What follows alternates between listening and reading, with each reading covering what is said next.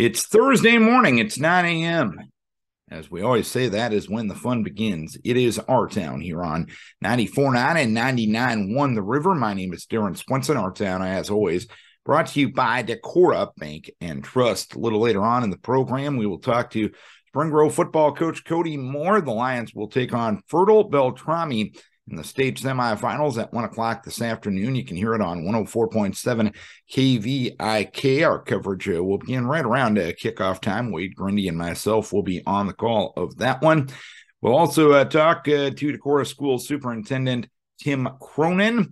We will also have a conversation with Ben Krouse-Gagne with Helping Services for Youth and Families. Believe it or not, next Wednesday night will be the opening night of the Holiday Lights holiday display down at the Pulpit Rock Campground in Decorah. And it's a great fundraiser, the number one fundraiser for all the great services that Helping Services for Youth and Family provides Northeast Iowa. And Ben will tell us all about that.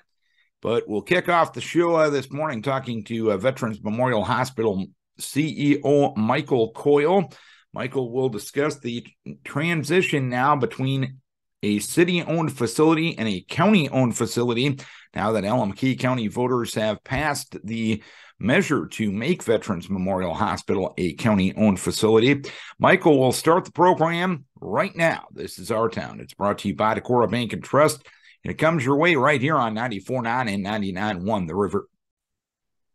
A little over a week ago, Key County voters voted to take over ownership of Veterans Memorial Hospital. And here to discuss the next steps in the process is Micheal Coyle, the CEO of Veterans Memorial Hospital. And Micheal, I'll just ask, first of all, your reaction to the results of the vote a week ago Tuesday, not only getting a majority, but really an overwhelming majority of county residents supporting the measure.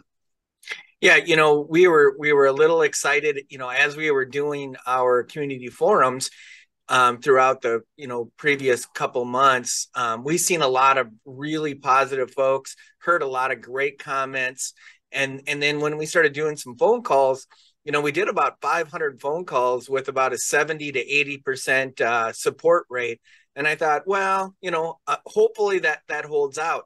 And then when I finally got results and seen that we were at 71.4, whatever it was, almost 72, to me, that's a landslide on a first time vote like this. And then I looked at, areas that I thought maybe, we would be a little lower at. But, when you get to Postville, we had a 74% positivity rate in Postville. And that's simply amazing. Of all the 10 precincts, we only lost one precinct, but it was a 49% no, or excuse me, 49% yes, 51% no, 4 votes. That's all it was. Amazing. And that's up in the northwest side. But areas like Harper's and Lansing and New Albin all supported us. And then, of course, the walk-on vote was on average of 86% yes, which was, I think it just speaks to the staff. It speaks to the reputation of the organization. And I think, as we look forward to what we're going to do in the future, people are buying into that. So, we couldn't have been more excited. And you mentioned the results you had in Postville. You recently opened up your clinic down there in Postville. Do you think the service that you provided, albeit in this really short time, kind of helped sway the voters down there if they needed to be swayed at all? Well, absolutely it did. We opened there July 5th, and we've made it a point to be at everything in Postville that we can be. Anytime there was a public event, we were there. We made an effort to walk around to every business that we could get into. We had open houses, and what we're finding, especially over the last 30 to 60 days, the number of people who are starting to use our clinic is consistently rising. And we're starting to understand the community of Postville. And it's funny because I was just at the Postville City Council meeting on Monday night, just thanking everybody in Postville for their vote. And we had a group of folks there that actually stood up and said, we call your hospital or your clinic the clinic with the little heart, the little red heart, because that's kind of logo on there. And that's how they're differentiating us from, other folks in town. But it was kind of fun to hear that, and it was a fun conversation about how people are really starting to trust Micheal Creary and Dr. McMullen, which has been there for 30 years, but also starting to trust the VMH brand. And the question is now, what happens now? What's the next step in this transition process? Well, the very first thing is the Board of Supervisors have to appoint the Board of Trustees for the hospital, and that's going to get done this week. I know in conversations that we just had at the last supervisors meeting, they are going to try to canvass the county and find a few folks that currently aren't on the board. We'll go from a 5-person board to a 7-person board, and really looking at folks that want to be involved at the trustee level, have the time and expertise to add value to that board. So that's something that they need to work through first. Behind the scenes, we're working with our payers to make sure that goes over well with Medicare, Medicaid. We had to file a bunch of forms. The election got approved and canvassed Tuesday at 10 a.m. And so all the assets that did belong to the city now belong to the county. So we'll do a bill of sale so we can track all of those assets. And we'll just start to get into the groove of switching over property and making sure that our contracts with people like our vendors and those get assigned to the new entity, which is, VMH, which is now a county hospital. And then from there, just doing those little things to making sure that our payers are good and our contracts are good and our relationships with our strategic partners are still good. All that'll take us 2.5 months. And sounds like a lot of stuff that if it goes smoothly, the public probably won't notice a lot of it. Is that fair to say? Yeah, there's nothing that should change the service that we provide here. There's nothing in that background that will allow that. I just met with our medical staff this morning and staff earlier, and just reminded them, we provide amazing care. Continue to do that. Nothing changes from their perspective, from a staff or a med staff perspective. Nothing changes there, which is good for them because they have enough to worry about. We're in our busy season right now. The hospital's full, our services are full, so they have more important things to worry about.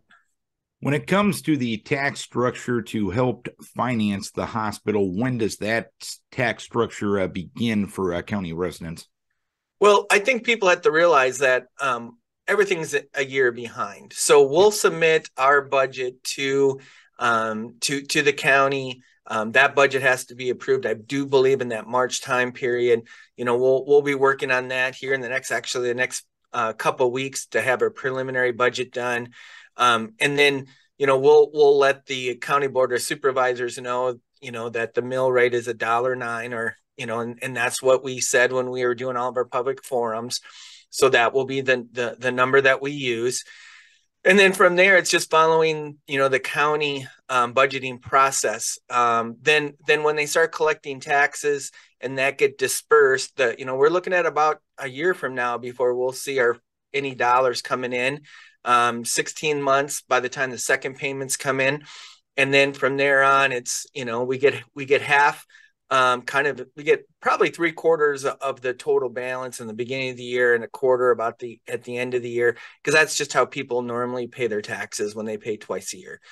So it'll be a little while yet, but the nice thing is we can start to think strategically. So we have those dollars which we know are coming in. So now we can start to take a look at projects like the roof project that we have to do. That's going to be out a year for sure. By the time that we get supplies and we get a vendor to come in and start working on that, that's going to be late midsummer next year. When it comes to who authorizes the budget, how much power does the Board of Trustees going to have? Much power does the Board of Supervisors have? Where is perhaps a happy medium between the two entities? Well, once the Board of Supervisors appoints the Board of Trustees, the Board of Trustees are then solely responsible for operations of the hospital. And so what'll happen is after the 7 folks are finally all appointed, which will take a little bit to get all 7 appointed, then one of the board of supervisors will be a liaison between the supervisor board and the trustee board. So there's always constant communication between the two groups. But at that point, the board of trustees are responsible for, all things that need to be done by a governing body. And so that will continue to happen. And then in the next general election, 2024, all the appointed board of trustees are all up for election. And then at that point, there'll be a kind of a cycle between the 7 to rotate the terms. So that's kind of the process. It's actually a pretty easy process. The hard part is identifying, the initial appointees that have the skill set to serve on the governing board. And moving forward, is it basically a case after that positive vote last week of, from an operations standpoint, you guys are just going to keep doing what you're doing, but down the road, you'll perhaps see some especially infrastructure improvements, knowing the fact that there will be more revenue there to allow for those improvements? Is that a kind of a fair synopsis of where you're at right now? Yeah, that's a very fair analysis. And, it really comes down to strategic planning. And so, we do a capital budget for the board every year.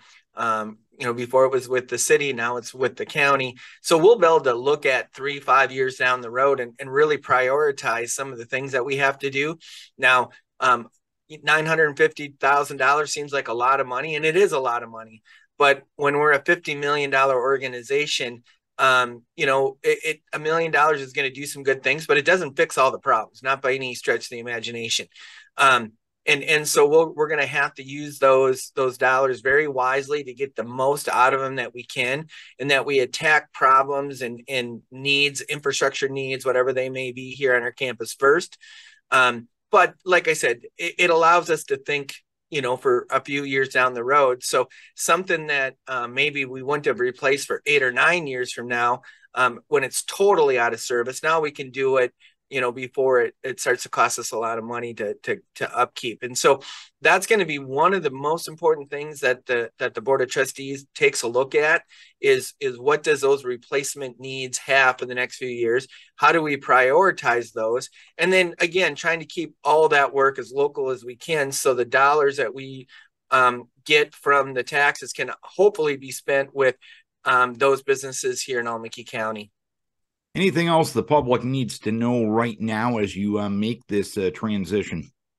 Well, and I think it really just comes back to it's quality is still job one here at VMH. That will never change. And the services that we provide are all the same today as they were a month ago. We continue to look at some growth opportunities.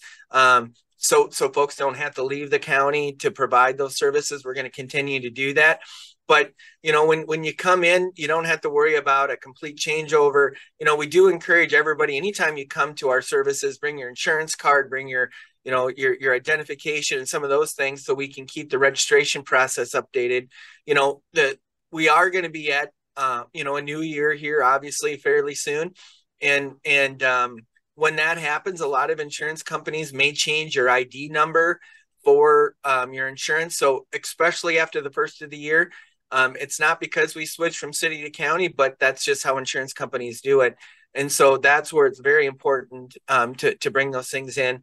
But I'm going to tell you, the most important thing right now is thank you.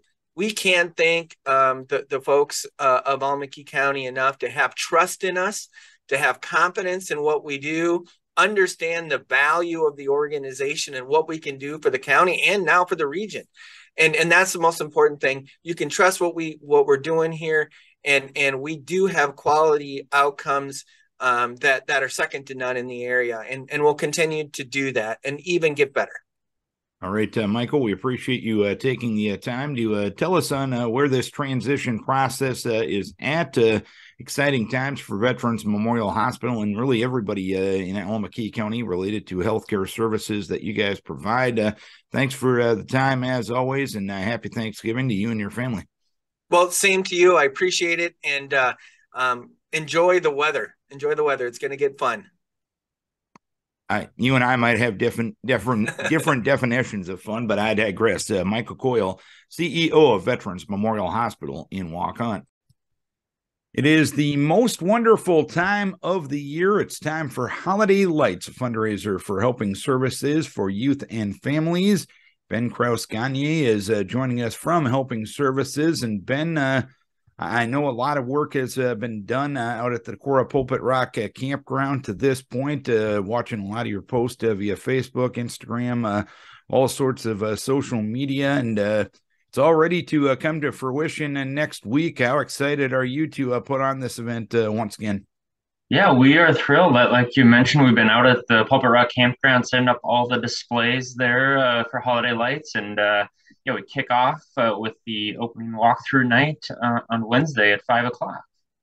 And how much volunteer help do you get not only to put this event on, but to put up the decorations, take them down eventually? Let's not talk about that yet, because we got a lot of holiday cheer to spread before that comes. But how many people help out to make this event a reality? Yeah, so we have over 400 volunteers that make holiday lights possible. So from, as you mentioned, all the setup of taking them out, displays out, spreading them out, setting them up, and then every night, we have the opening walkthrough night where you can walk through, and then every other night, Thanksgiving through Christmas, we're open 5 to 9 p.m. for drive-through. And you'll be greeted by volunteers there, and then once that all wraps up, we have folks who come and help out and take them out of the ground and make the campground look like a campground again. So, how much planning goes into putting together this display? Yeah, holiday lights, I would say it's a year-round thing. So each year we try to add a few new things or redesign things. We work with folks help sponsor all the displays out there. So it's working with those sponsors and the volunteers. If folks have ideas of displays that we don't have, that would be, make it a little more interesting. We're always open ears about that, and would love to hear from you all about that. But yeah, so it's definitely a year-round process, but we're so glad this has become a tradition for so many as we enter our 18th season of Holiday Lights. And obviously, you'll always have your favorites when it comes to the displays. But from what I understand, there's 3 brand new displays this year. Can you give us a little bit of a teaser on those, or is this a no spoilers conversation? No, we can talk about, yeah. So like I mentioned, we try to add a few new things each year when it's possible.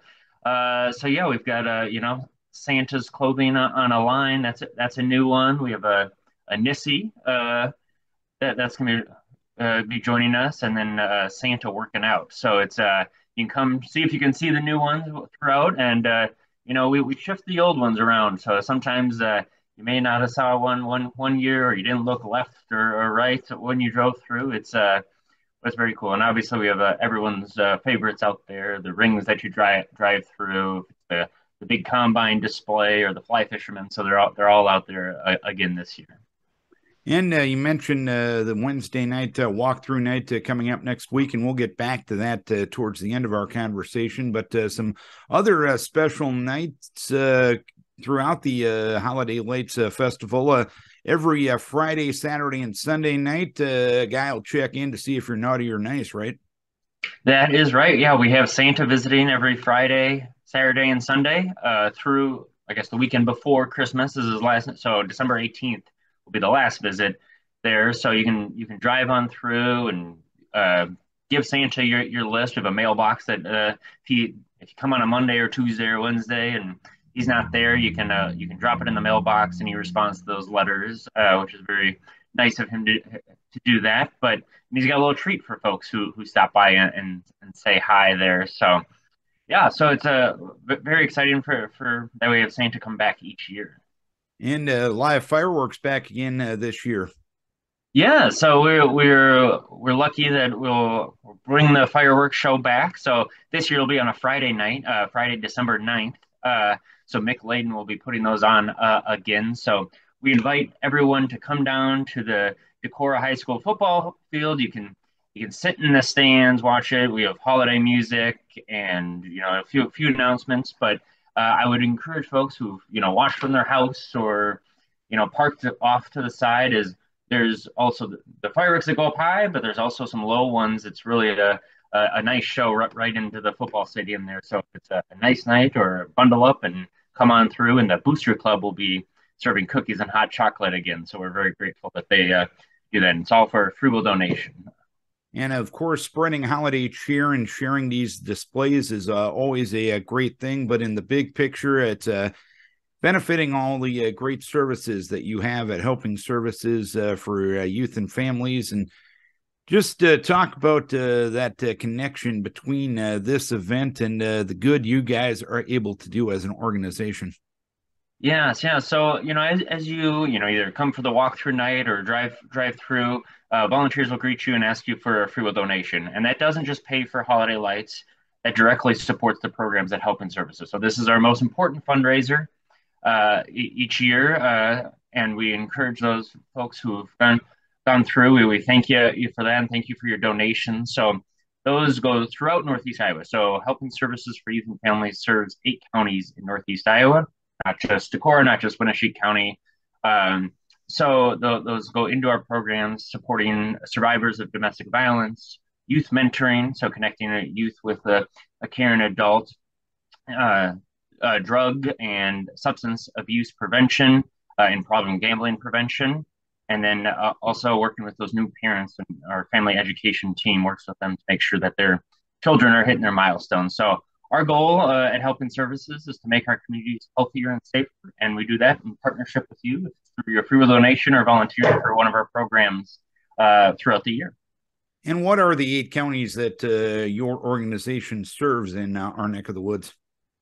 So yeah, we serve pretty much all of Northeast Iowa. So up north, I guess it's Howard, Winneshiek, Elmekey County, Fayette County, Clayton County, Bremer County, Delaware County, and Chickasaw County. I think I got them all there. So it's but yeah, so we have staff in those counties year round. So if you live in one of those counties and want to talk to one of our staff members, please give us a call. Give us a call at 563-387-1720, and we can talk about our programs and how you could get involved or support those programs throughout the year, not just during holiday lights, but throughout the year. We're grateful to all of our volunteers that make our program strong, and our staff are working in your community in partnership with you to make your community healthier and safer. And if a person wants to help out with the displays or anything on nights of the event, or potentially wanting to help out with the teardown after the event is done, how can they get involved? Yeah, I would just give us a call. You can shoot us an email or give us a call. So our email is info@helpingservices.org or .org. Otherwise, you can give us a call at the 387-1720, and we'll plug you in. We have volunteer needs every single night. We have wonderful groups that already signed up, but we always could use a few extra, and then the teardown, or if it's next year or helping to plan the event, we have a small group that helps plan the walkthrough night. So we're very grateful for them. That makes the night special and brings in these extra pieces to the walkthrough night that makes it so special for so many. So. And let's focus on the walkthrough night because that'll be your first event coming up next Wednesday night. How is that different than the rest of the nights of holiday lights? And B, what all will take place during walkthrough night? Yeah, so walkthrough night is our opening night. It's the one night you're able to walk through the campground. So every other night it's drive through. So it's a different experience than when you walk through.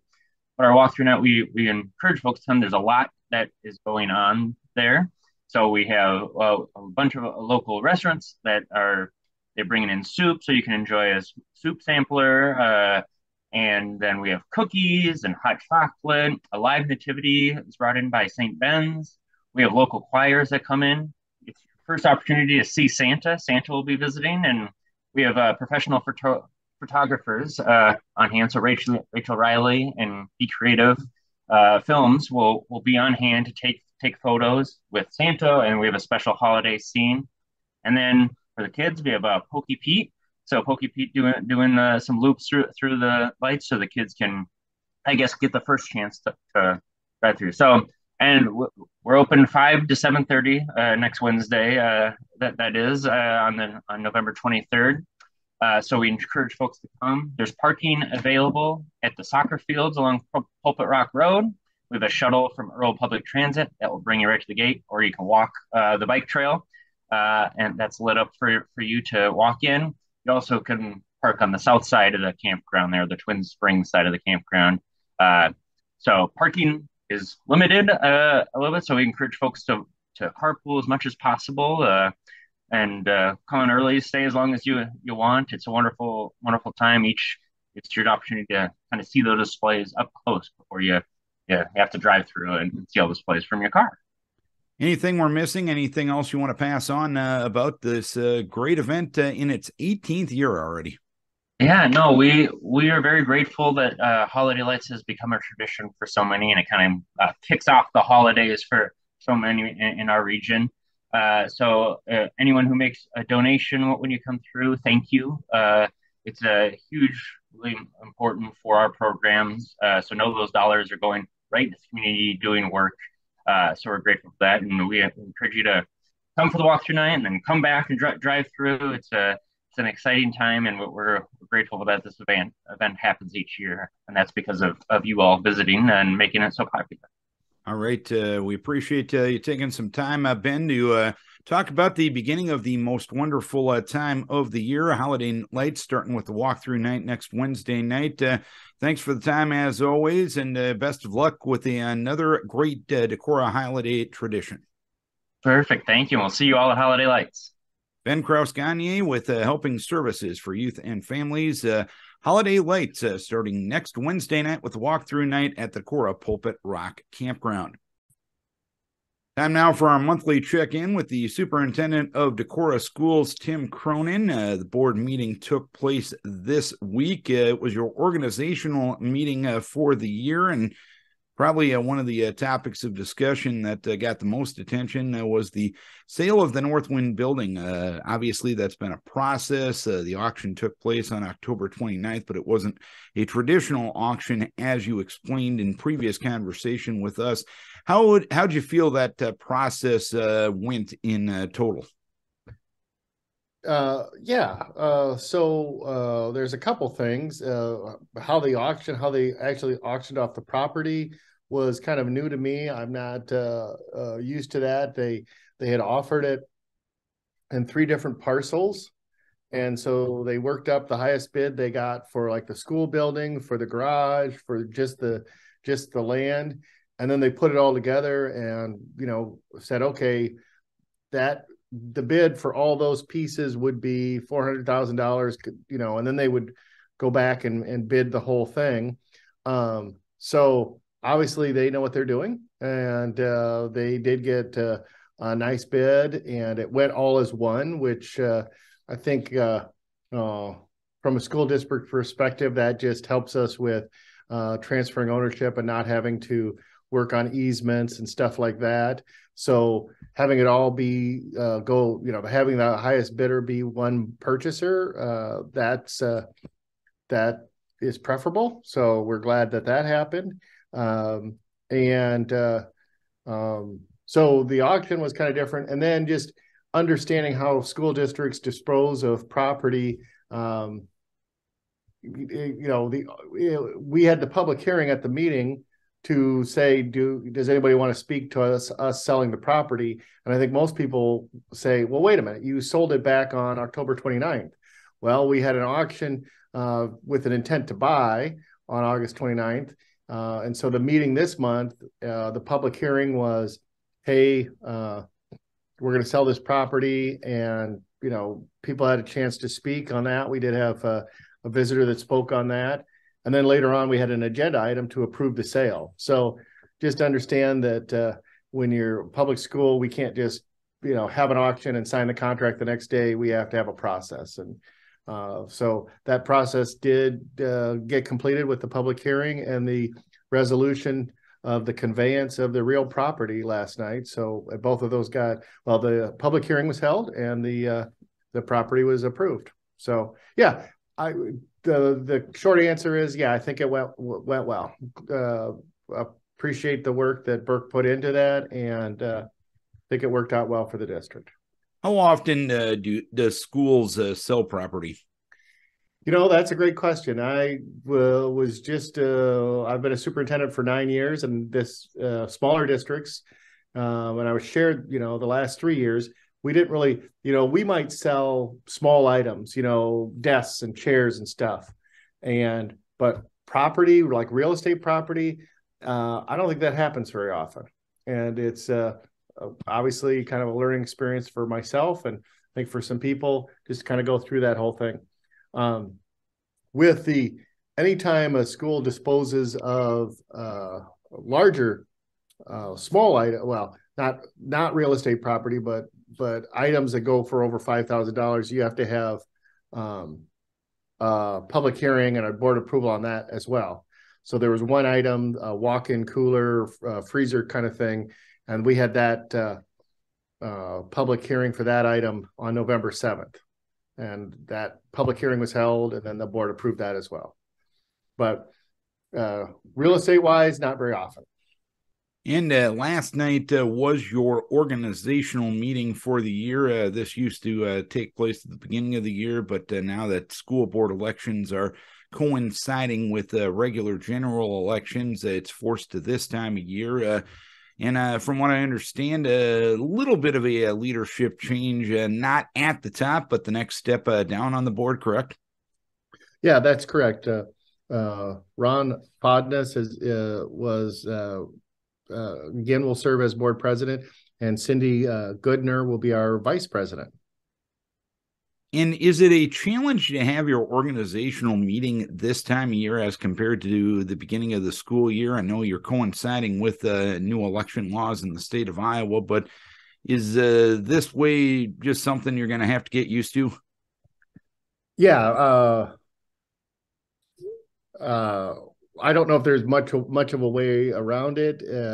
So to your point, we couldn't have an organizational meeting in September if we were going to have like next year at this time. We'll have an election in November, so we'll have new members potentially to bring on board. Well, you wouldn't want to appoint somebody president or vice president in September and then have an election, and if they were up for election, they might not even be on the board anymore. So you have to move your organizational meeting to after the election. So unless something would change with the election, this is just when you'll have it. It's just kind of a weird timing, because when you think of schools and you think of school years, our business year runs July 1 to June 30th. But, once school gets started, we've got plans in place, PD set up, calendar set up. I mean, the year's off and running, budget set, year's off and running by now. So you could potentially have different leadership with the district. I don't want to say mid-year, but, a couple months in. So it isn't a perfect time. I still think a better time would be back in September, but this is the rules that we have. So we'll work with it. All the other school districts in Iowa do. So we'll survive. In regards to school board elections that will take place next year, some new districts are coming on board. Obviously, redistricting is talked about a lot when it comes to the census after the 2020 census, and you will have new districts that will be coming up next year as well. Explain that process and how that goes. So, yeah. So currently, we've got a director district set up for some of our board members, and with the census, then we just have to look and redraw that process. So we're going to start looking at that, redraw director districts, or do you just want to go to a situation where everybody's member at large? So we're going to have a public hearing on that at the December board meeting, where we start that conversation, and we'll present those options. But we start with a public hearing on it, and then it becomes an action item for a board meeting. And I think the first time that could hit actually, I think the first time that a board could make a resolution is November 15th, but that's if you're ready, if you were first in line, we'll probably have our public hearing in December and look to have a motion on the January board meeting on what we get for director districts or just switching over to member at large. I know that there's different consulting firms that will come in and help you design director districts. So, because that one of the things, then you're in charge of saying who belongs to what district, and that gets a little convoluted. And I know sometimes districts struggle to get people to run for board in general, but then specifically say we need somebody in this district, northeast part of the district or southwest or something like that. So we'll have to see how that discussion goes. And I know when the Decorah and North Winneshiek districts merged, there was a process to have a Northwind board member on the Decorah school board. Is that kind of grace period, for lack of a better term, complete with now? Well, that'll probably be all part of the discussion with the director district, because that Ben Lang currently is part of that director district board member. So that would kind of roll into that all that discussion. I don't know grace period or what was kind of talked about. Obviously, when you're bringing two districts together, you want to make sure that there's representation. So moving forward, I don't know what that will look like. And that that'll be a board discussion. I was going to ask you if you had any predictions. You already took care of that question before me. You can read my mind there, Tim. That's pretty impressive. Well, I don't like to get into predicting too much on what board does because, and nothing against the Decorah board, just that's one thing with Central City and Dunkerton. It's kind of unfair at times if I say, well, the board's going to do this, because then that puts them in and kind of pigeonholes them in, or the board could hear that and say, well, we're not going to do that. We're going to change our mind or something. So, and that's part of having discussions open to the public, the sunshine laws in Iowa, where you make decisions in the light of day, and that's why you go through a process. One of the items that was up on the agenda last night was discussion of recording board meetings. Where did that discussion lead? We just talked about different options. We talked about speakers at meetings. If you've ever been to our boardroom, it's not the most conducive room, and there's actually a couple of, cement pillars that run down the middle. So it's not the super best meeting. So we talked about speakers, but then we talked about options with different cameras. I've used OWL cameras in the past. District has one OWL camera, and that is it's a little cone-shaped camera, and you can have a meeting room where you might have 10 people and different people speak, and it will basically focus in on the person who's speaking and pick up their voice. We also have a swivel camera that works with a microphone system. So we talked about different options for picking up sound and video, and then different ways to broadcast them. And we're actually going to do a little research for next meeting and just kind of come back with who's using what systems, because then it got into, well, do you broadcast on Zoom? Do you broadcast on YouTube? Do you broadcast on Google Meets or Microsoft Teams? And how do you prevent folks from other states or countries jumping on your Zoom? And I think that was one of the examples we talked about last night. If you remember, during the pandemic, people were trying to teach classes, and somebody would show up and who wasn't in the class because there was free access to get in, and they hadn't a chance to talk into the meeting. So we just talked about some of those options, but we got some research to do, and we're actually going to do some testing in the space with the different cameras, so the board can kind of see what it would look like. So if you want to be a pretend board member, you could probably get you in on the beta testing. Well, I'll keep that in mind. And I know the item said recording meetings and broadcasting meetings are two different things. Yep. Would this be broadcasting? Would this be recording? Or would you guys keep the status quo, or is that going to be all a part of this discussion? It's all part of the discussion. And so once you broadcast it, you have the chance to, should we be, capturing and archiving, and how many districts archive their board meetings, a recording of their board meetings. So that was part of the discussion and part of the data that we're going to collect for the board to review next month. And of course, as we have this conversation this week, we're getting our first four-letter S word, which I won't say on the air, but prior to Thanksgiving. Don't want to get in FCC trouble on that end of things. But what is the kind of a delay, snow day policies of the district? Is remote learning an option regarding weather delays and weather cancellations this year? How is the district going to take care of all of that? And I need to reacclimate myself for this hardier climate. So in general, I'll work with transportation department. We'll check roads. We'll look at weather forecasting, communicate with other school districts nearby. In general, you kind of always want to be a little bit on the same page, especially, I think probably the worst scenario would be a bunch of school districts around you cancel and you don't. And either, that does happen. It's just maybe not the most safe situation to have folks out of the road. So there's lots of things that go into that. This is the time of year. I always have my phone by the bed. But this is the time of the year that usually start waking up about 4 o'clock and checking on stuff.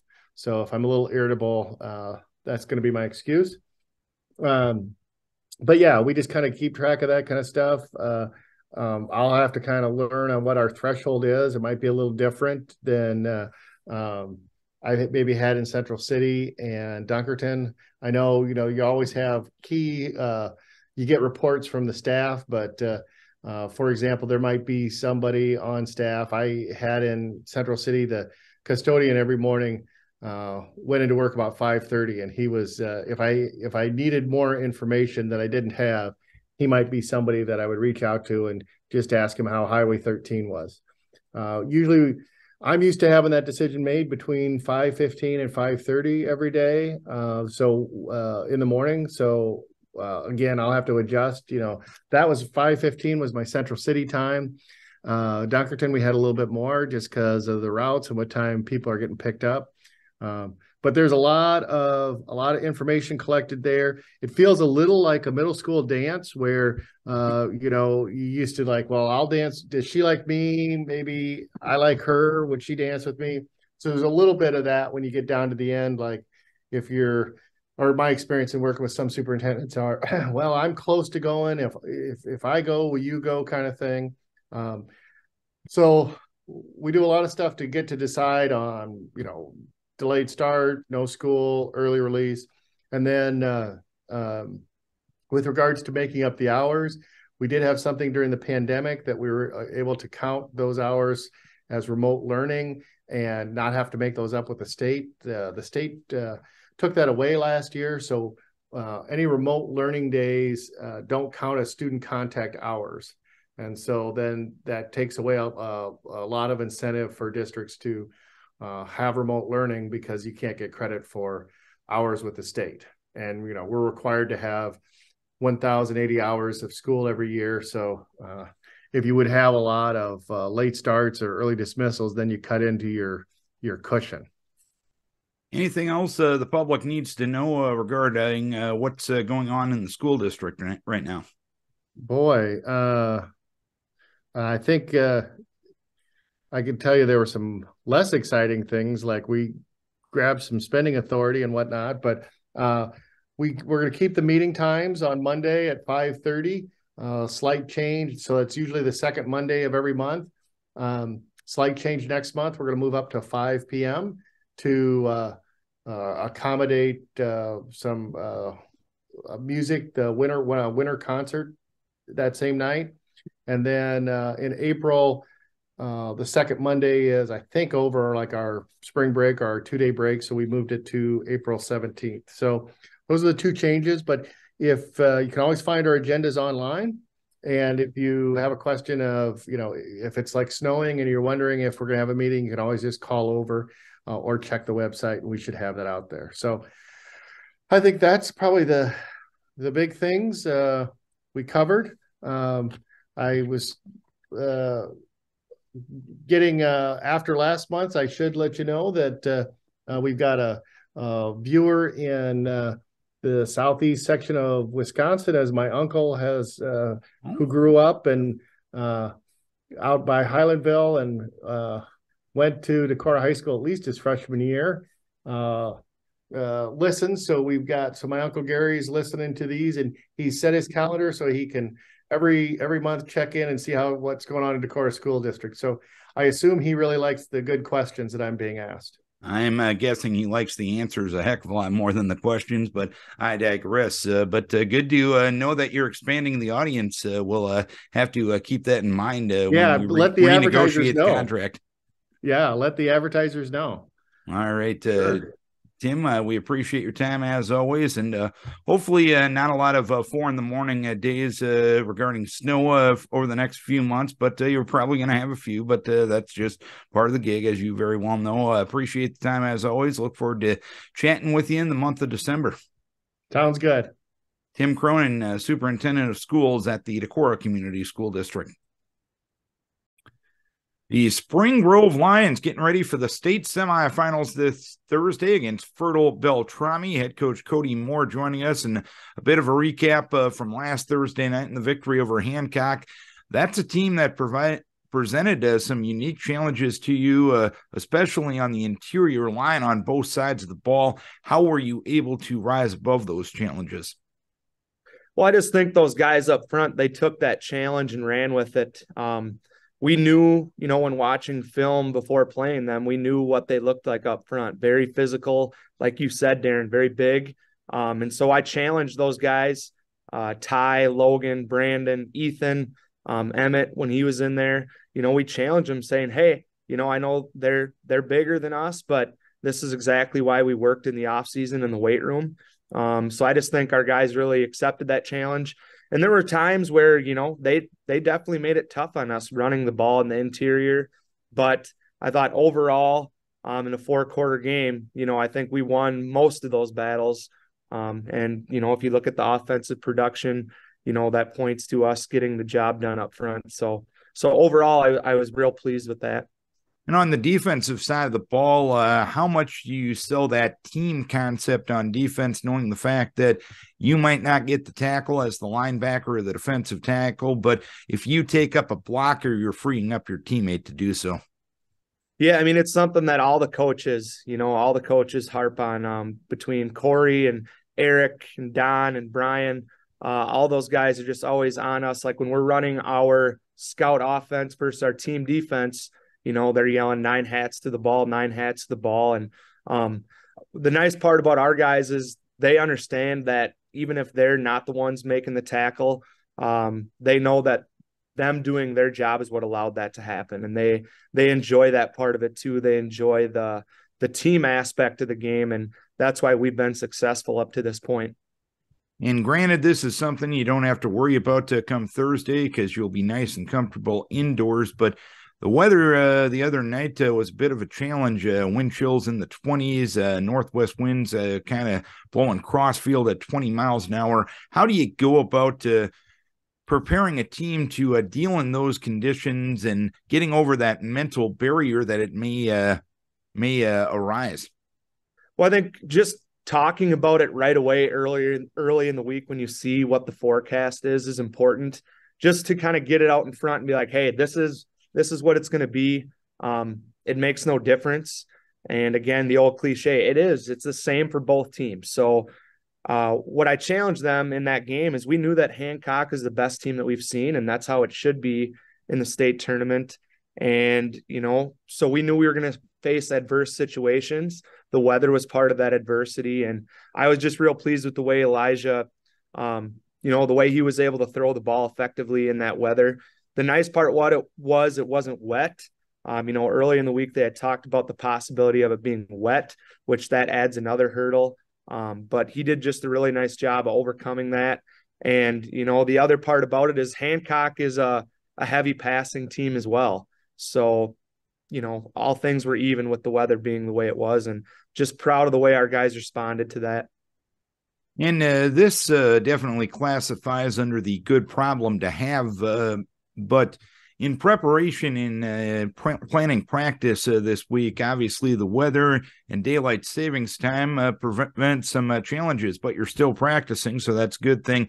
How do you go about getting your team ready with what Mother Nature and what daylight savings time bring you this time of year? Yeah, that's a good point, Darren. We ran into that last week as well. So what we do is we start down on our practice field. We kind of get our individual stuff in down there, pushing the sled around, and doing kind of more so that individual work. And then as it's getting towards dark, which is extremely early, as we all know, we get up on the game field and flip the lights on, and then we practice there. So now this week, the layer that you add on to that is the indoor part of things. So again, what we'll do is we'll be down on the field outside for the first part of practice. And then for team offense and team defense, we'll come inside and try to crank the heat up as much as possible to get our guys ready for that environment, because the biggest thing is it's such a huge change, in terms of what the weather was last week, being used to being outside, and then you're going inside and it's 65, 70 plus degrees. So we've really talked about hydration and that being key and how important that is in preparation. And then, we'll just try to make that environment in the gym as warm as possible and get our guys ready that way. I'm sure Dr. Morkin has talked about the hydration factor having to start now. In fact, probably a couple of days ago as compared to just on Thursday, correct? Yeah, Jess is great. She does an awesome job for us. And as soon as that game was over there on Thursday night, her mind flipped ahead to getting prepared for that difference in the environment. So she was on top of the guys. She even came into our film session yesterday and let her rip, let those guys, send a good reminder to them how important it is to make sure that they're pushing hydration. So yeah, she does a great job and we appreciate having her. And Fertile Beltrami going to be your opponent. What have you figured out about them on film? Well, they're a very fast team. Team speed wise, I feel like they're right up there with what we've seen. They up front, size wise, they look just a little smaller, but they're really quick. Offensively, they kind of run somewhat of some wing T principles. They're more so run heavy for sure. I think looking at their numbers from the regular season, they were like 2,500 yards on the ground to 700 or so through the air.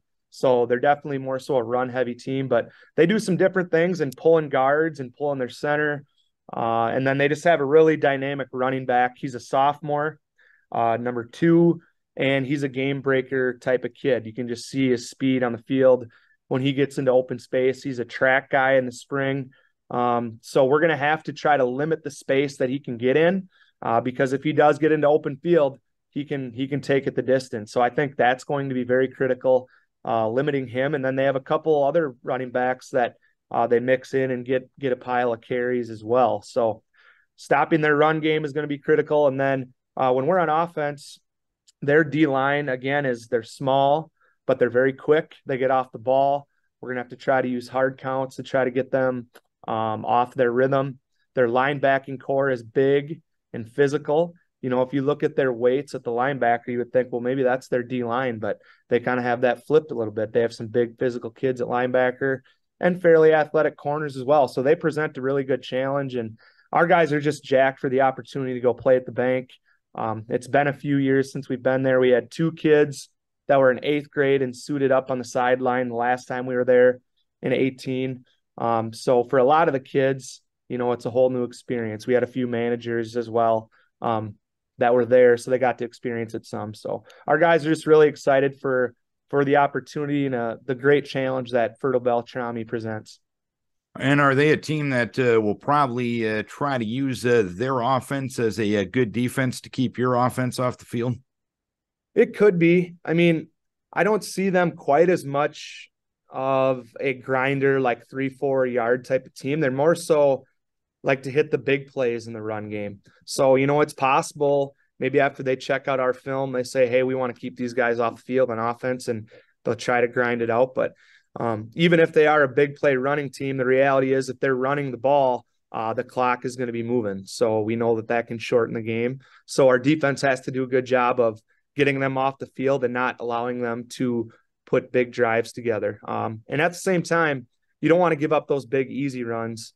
Not they're easy, but you want to make them earn it. So, I think if we keep doing what we've been doing on defense, we should be in good shape.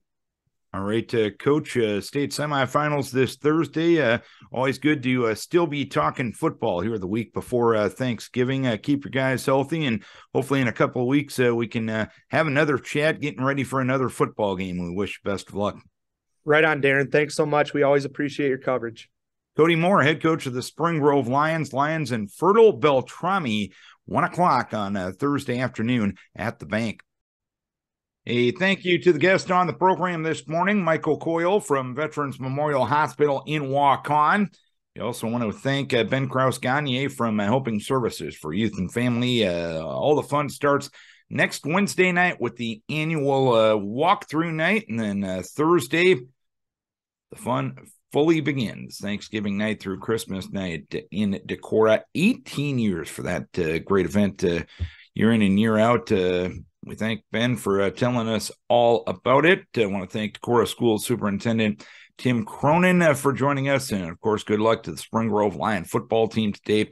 Kody Moore, the head coach of the Lions, joining us. And, of course, you can hear that game on 104.7 KVIK. Wade Grindy and myself will have the call beginning with the kickoff at 1 p.m. Don't forget, we put these shows on YouTube each and every week. We realize you can't be near a radio or a streaming device at all times, but we feel we get to talk to some very interesting people talking about some very interesting events, and we want to bring this information to you at your convenience. If you're just out on YouTube gallivanting around 11-17 Our-Town program, it's a good way to check it out. And we also put the links up on all of our LA Communications Facebook pages as well. Thanks to our guest. Thanks to our sponsor, Decorah Bank and Trust. And most importantly, we thank you for tuning in, for logging on, or for watching Our Town on 94.9 and 99.1 The River.